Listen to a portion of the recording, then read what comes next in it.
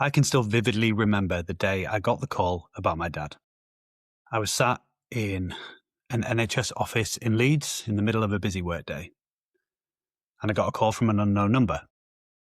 It was Wirral Mental Health Services, and they said to me, "We're contacting you as your father's next of kin, and we need your consent to section him under the Mental Health Act." I was only 30 years old at the time, and I'd seen my dad maybe twice in the last decade. And all of a sudden, I was being asked to make life-changing decisions about this guy that I didn't really know. And that's where this episode starts. If you're a midlife guy, chances are you sometimes fast forward and imagine what life is going to be like in your 70s, 80s, or 90s. Maybe you worry more about how sharp your mind will be than how strong your body will be. This week, I'm giving you the 6 levers to protect your brain from cognitive decline, and I'll tell you how I've learned to live with my biggest fear without letting it run my life. So back to the story. I'm in the middle of my day job at the office in Leeds. I'm 30 years old. And I get this call. And I say to the guy, "Look, what am I meant to do? I don't know what the decision to make here is." And he advised me that the decision to make would be to give my consent for my father's safety. So I did, and he was then taken into care. And although the call was very shocking at the time, the news wasn't really a surprise. We kind of knew and suspected something was wrong. My dad had separated from his second wife, and he'd moved away from his family. He was living on the Wirral. He was isolated. He was drinking heavily. He was hanging around with some shady people. My aunties, who were more in contact with him than me, had reported that he'd been talking to himself, hallucinating and wandering the streets. So we all knew something was wrong here. We didn't know what it was. But even knowing that, the level of responsibility was a lot to deal with. At the time, we were expecting my first child as well. So we were already in a high-stress situation when the news hit. Over the course of the next few months, he was kept under care and he was assessed and diagnosed with early onset dementia. He was then put into full-time care as a result of that. He was only 56 at that time, and that's only 13 years older than I am now.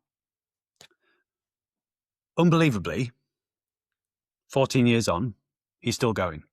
I think he's well surpassed his expected life expectancy at this point. He had 1 twin brother and 2 sisters, and they have all passed, despite all 3 of them being of sound mind. A cruel, cruel twist of irony and fate, really, because this is no life. He can't do anything for himself. He can't speak. He doesn't recognize anybody. And my siblings and I have been told by the nurses a few times that this is the end.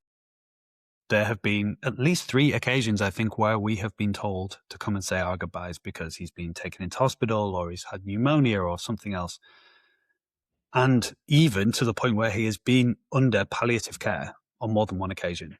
To the point where now it's become a point of gallows humor for us. Whenever we get some news like that from the home, we just end up laughing about it and saying, "Yeah, okay, whatever, he'll be back there next week." And every time, true enough, that has been the case. So yeah, we can laugh about it, but personally, I am terrified of the genetic component of this awful, awful disease. I once asked my sister about this, and she said, "No, you can't live like that." And she's obviously right. And she was surprised to hear how fearful I am of it. And logically and intellectually, I know that the fear is somewhat irrational. My dad's twin brother was tested after we got the news about my dad, because obviously he wanted to know if he was potentially at risk. All the tests came back normal. He was absolutely fine. When he passed, it was of something completely unconnected. There is no known history of dementia or early onset dementia or Alzheimer's in my family tree. And I also know that lifestyle factors are highly, highly influential when it comes to dementia and early onset dementia. But still, in spite of that, the fear remains. You can understand something intellectually, but you can't then rationalize the emotional response. It doesn't happen to me anymore, but there was a time where I felt like I'd forget the names of things more often than is normal. I can still vividly remember 2 occasions about 3 years ago. The first was not being able to remember the name of Kendrick Lamar's second album, To Pimp a Butterfly. And the other was struggling to name one of my son's schoolmates who he was friends with. And the reason I can still remember those 2 examples so vividly from years ago is because I can still remember the feeling inside me when I couldn't remember the names of things that I knew. And it manifested as an internal hotness, a feeling of being paralyzed. And to me, they were signals that I was doomed. They were signals to me that I was already suffering from cognitive decline at about the age of 40. And therefore, that it was a sign that I was predisposed to the same devastating outcome as my father. I read more about the concept of the tip of the tongue phenomenon. That sense that we all have sometimes of struggling to place a word or a name. And what I learned was that this is incredibly common and actually not a sign of anything more serious. I read an amazing book, The Science of Memory and the Art of Forgetting by Lisa Genova. If you ever think about cognitive decline and things like that, I would highly recommend that book. And I also listened to a couple of TED Talks on the topic as well. And what I learned was that when you are in a high stress state, that suppresses the hippocampus, the memory center of your brain.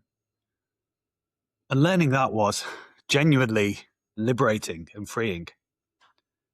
It made me realize that I was applying a contextual narrative and story based on my own fears and experience to what is actually a completely normal phenomenon. And when I think back, I definitely was in a high stress state. I was in a career that made me incredibly miserable. I was probably not eating enough, and I was probably in a mildly stressful state as a result of that. And life was kind of chaotic at the time. So it's almost no surprise that I experienced a bit more of that back then, but I don't experience it anymore. And on the odd occasion that maybe I struggle to find the exact word in the English language that I want to describe something, I now know that that's completely normal. So because I've educated myself on this topic, I'm much less scared of my own risk of dementia than I used to be. And I know that I'm doing a good job of prioritizing my health, my vitality, the things that are going to protect my physical and mental health and fitness now and far into the future. And I also know that I'm not aiming for 100% optimality or 100% perfection with those things, because sometimes the healthy thing is having a couple of drinks with your mates or partying, listening to music you love and staying up late. And you may not think of experiences like that as traditionally healthy, but we need to expand the definition of health beyond just what you eat and how much exercise you do, to also think about connection, relationships, experiences, fun, joy, adventure. Because those things that go into you living your happiest, most fulfilling experience also contribute positively to your cognitive health and your physical health. So about 80 to 90% of the time, I'm doing the traditionally healthy thing. I go to the gym pretty much every day. I eat a diet rich in plants and protein, very low levels of ultra-processed foods, low levels of convenience food and takeaways and things like that. I prioritize my sleep. I get plenty of movement. I find time for restful, restorative activities. I live a low-stress lifestyle. But 10 to 20% of the time, I like staying up late. I like going out to gigs. I'm going to a festival with a bunch of my mates in the summer, and that's going to basically be 3 days of partying and listening to electronic music. But the experience that I get from that, the connection with people that I enjoy spending time with, listening to music I love, they are all part of it as well. But I'm not going to bullshit you. Dementia, Alzheimer's, is still my biggest fear. More than death or failure, which I'm also scared of. or anything else. 2 weeks ago, I held the first ever Mind and Matter Fitness in-person community event. It was amazing to get the guys together and have a day talking about the broader definition of health, fitness, nutrition, going deeper on goal setting, on embracing discomfort, on self-sabotage, on metacognition and other related topics. It was fantastic. And we've already started planning the next one. The next one's going to be completely different. We're looking to do a hike in the summit in the Peak District, which is called Trek 26. And when my client Paul suggested this, and I looked into it and saw that it was for Alzheimer's Research UK, he didn't know the significance of that for me at that time, but it just felt like a no-brainer.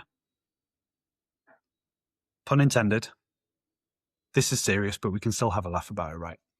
But I wanted to do it immediately because of the story I've just told you about my own fear and my father and all of the people that it's impacted in our life. And I know that some of you listening will have also experienced the awful, devastating, catastrophic impact of this disease on people that you love or you care about. And this just feels like something small and meaningful that we can do as a community for anyone impacted by it. So I'm still scared of dementia, but it's okay to be scared. By educating myself on my own experience, that really helped me to diffuse that crippling fear that I used to experience. I can face it, I can accept it, I can verbalize it and talk about it. And while it's still there, it's no longer center stage. It doesn't dominate my thoughts. I don't think about it very often. But when I do, that fear still remains, and that is okay. I plan to be on this earth for a good time and a long time, not one or the other. And let's help you do the same. There are 6 things for you to focus on if you want to do everything within your power to avoid cognitive decline, or just give yourself the best chance of living a happy, healthy life well into your 70s, 80s, and beyond. And funnily enough, these are exactly the same things that are going to allow you to optimize your hormone levels and increase testosterone, to live in great physical health, protecting your strength, your fitness, and your vitality, because the same things that protect your mind will also protect your matter. There is one key molecule for us to understand here, and it's brain-derived neurotrophic factor, BDNF. This is a protein that's found in the brain that belongs to a group of neurotrophic proteins. What that means is that these proteins promote the survival and growth of new neurons during brain development and the survival and function of existing neurons in the adult brain. So essentially, BDNF governs your ability to learn, remember, and build resilience. Low levels of BDNF are linked to neurodegenerative diseases, so Alzheimer's, Parkinson's, as well as other health problems such as anxiety or gut issues. The great news about all of this is we can influence our BDNF levels massively. You've got enormous influence over your BDNF, and there are 6 key ways you can do that, and a bonus 7th that I'll cover as well. Some of these are going to be completely obvious and predictable to you, of course. The first is exercise. Making exercise a fundamental part of your life should be non-negotiable. We want the basis of that to be resistance training with enough cardio sprinkled through the week to allow you to get the best mix of protecting and increasing your muscle mass and heart health and fitness. And then enough mobility work to allow you to move freely and pain-free, protect your joints, work on your balance and everything else. I still love the foundational recommendation here of a minimum effective dose of at least 3 resistance training sessions a week, at least 2 short mobility flows a week, and at least 1 cardio session a week. I call it 3-2-1+ because you can certainly do more. A lot of my clients train 4 days a week in the gym and do 2, 3, even 4 days of cardio as well. And mobility work ultimately can be done every day. If you've got the time to do it, 5 minutes a day, just to stay on top of it, promote a healthy range of motion in the joints and reduce pain, that's well worth doing. And I do it every morning when I wake up. I see no sense in midlife guys doing more than 4 resistance training sessions a week. We need to incorporate recovery as part of the training, because it's the time between the training sessions where you actually get the adaptations and the improvements. Cardio, a good way to think about this is just to get a mix of high intensity cardio, short duration, and then long duration, low intensity cardio. The standard recommendation I will give clients is 30 plus minutes of zone 2, which can be on an incline treadmill. It can be the row machine, a bike, Stairmaster, whatever you want. Fairly low intensity, but intense enough that you don't want to have a full-blown conversation, but you can say a few words without gasping for breath. And then alternating that with short duration, high intensity cardio, which can be HIIT, it could be intervals on any piece of cardio equipment, it could be hill sprints, it could be circuits with weights or kettlebells, complexes, anything like that that just gets your metabolism really firing, gets you really out of breath, really sweaty. You know the kind of stuff. And then enough movement outside of that just to promote a healthy metabolism. There's nothing magic about 10K steps a day. It's just a sign that you are generally active outside of your formal exercise regime. That combination is enough. Secondly, also predictable, nutrition.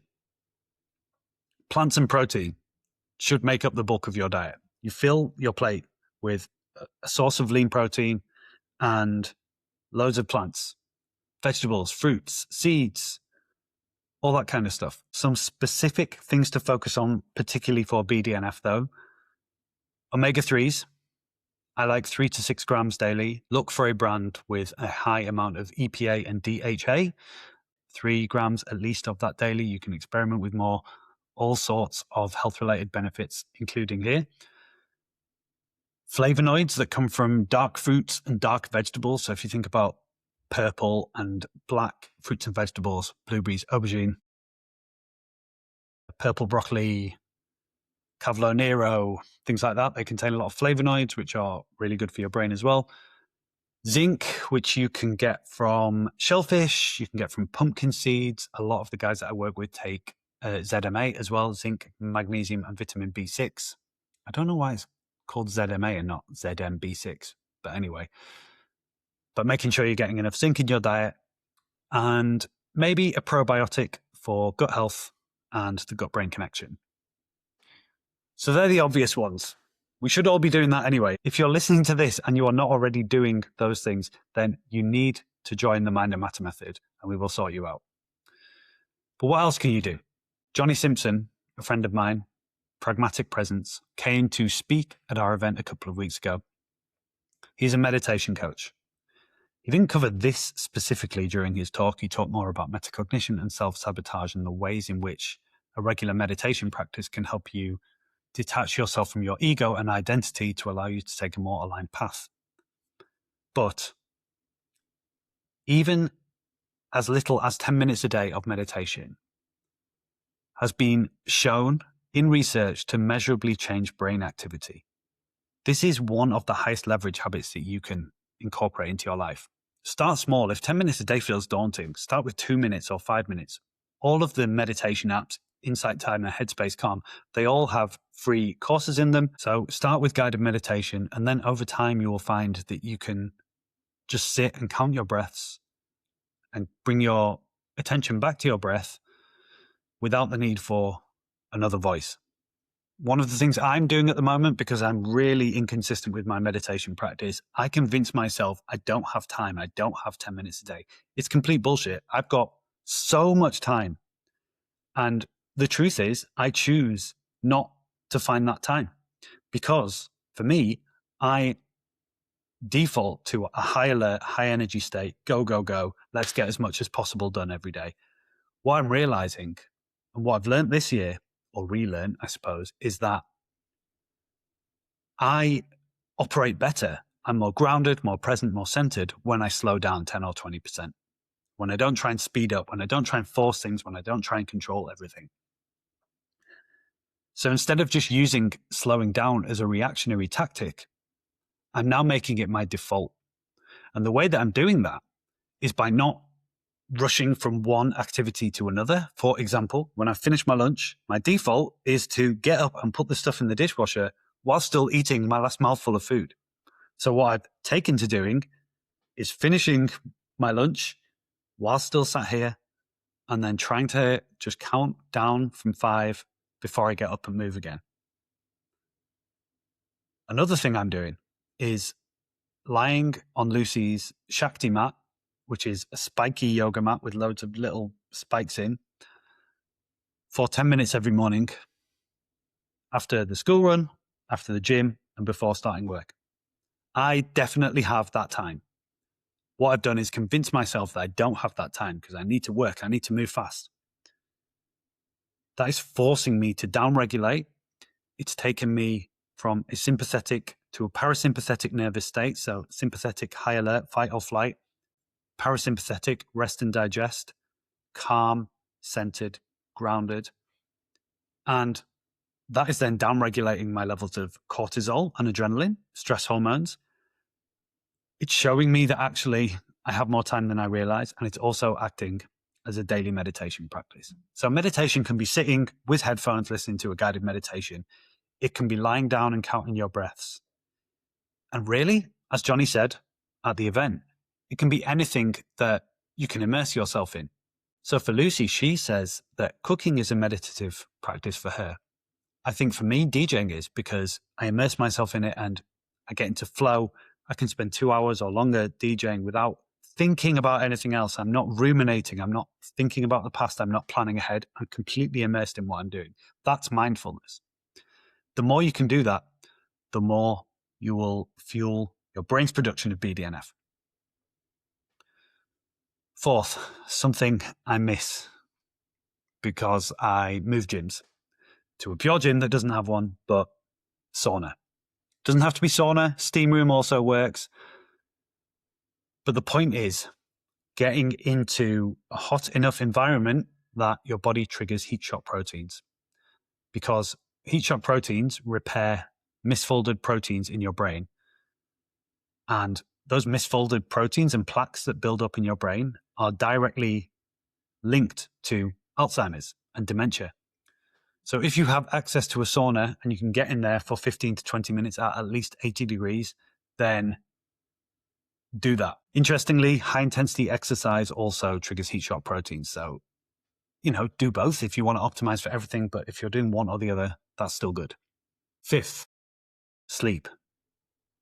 This is a non-negotiable foundation for your health, your vitality, your cognitive and physical fitness as you age.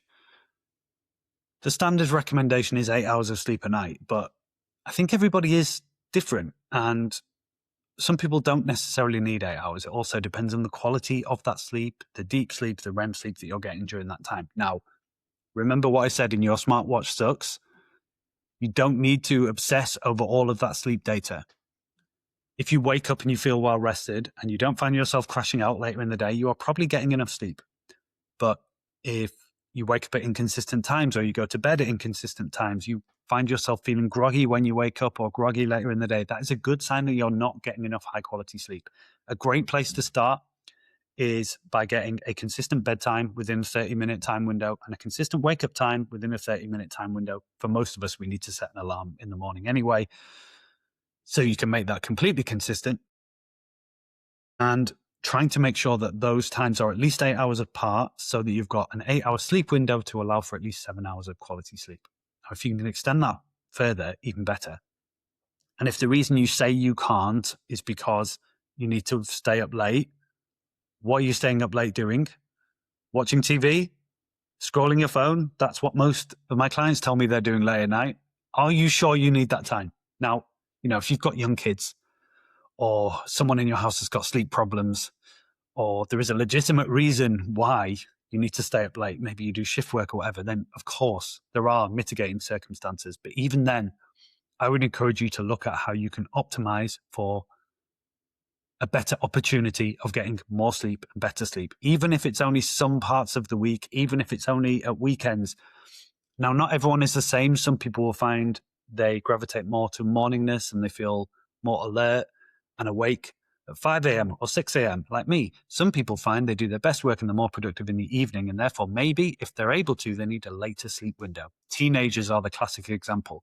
Unfortunately, the social structures of life in the UK do not support what teenagers need to help them thrive. Because ideally, school for teenagers, 15, 16 and above, would start at about 11 a.m. and end later in the day, because then they have the opportunity to wake up and it aligns more with their circadian rhythms and their chronotype, which naturally change as we age. But this is just one of many areas in which UK society is completely non-progressive.